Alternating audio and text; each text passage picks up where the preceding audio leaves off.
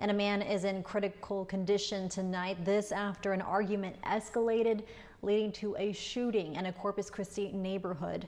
Corpus Christi police are trying to identify the occupants of two vehicles reportedly involved in the disturbance this morning. Happened on Presa Street around 9:30. When officers had arrived on scene, they found a man shot. Officers provided first aid until medics arrived to take the victim to an area hospital.